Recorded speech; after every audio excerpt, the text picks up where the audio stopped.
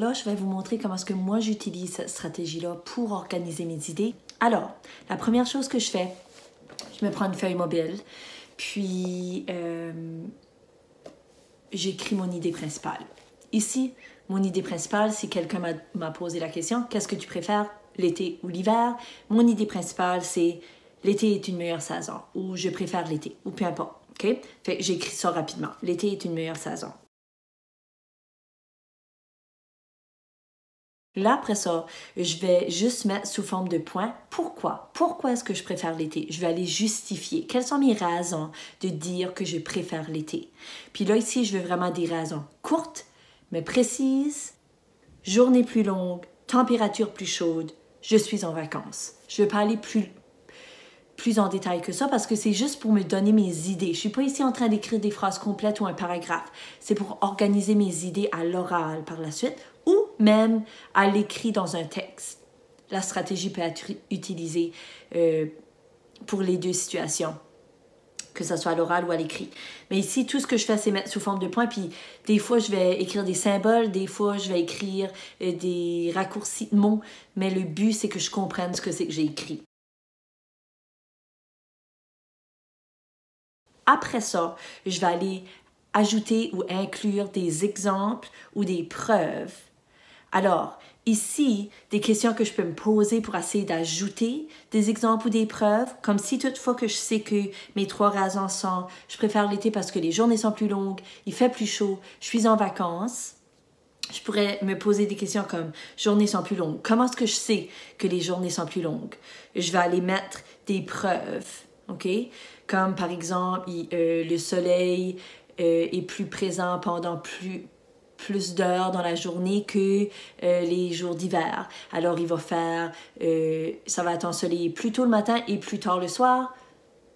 C'est une question là qui va vraiment ajouter, ça serait, qu'est-ce que ça va me permettre de faire? Ça va me permettre plus de chances à faire plus d'activités dans une journée. Puis là, je pourrais nommer des activités si je voulais.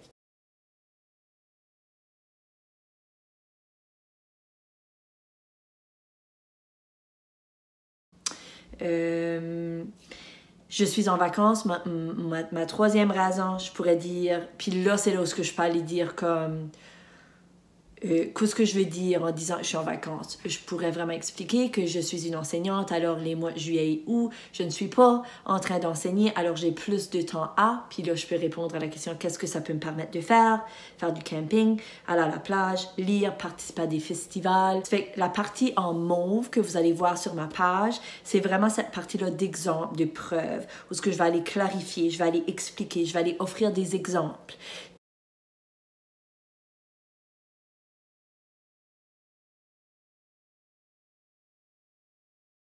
C'est que là, tout ce que j'ai sur ma page, c'est quelques petits mots pour représenter mes idées, pour que je sache qu'avant de m'en aller en disant « puisque je suis enseignante », que je m'assure d'inclure mon argument. OK?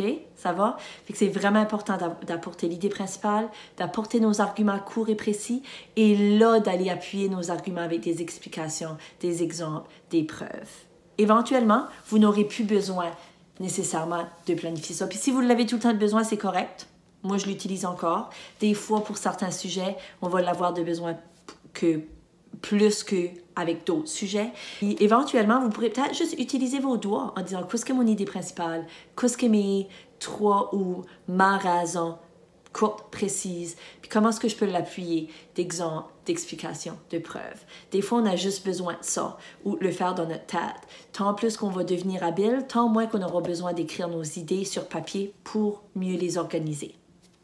Alors, je vous lance le défi de pratiquer cette stratégie-ci la prochaine fois que vous devez répondre à une question ou que vous devez réagir à un message.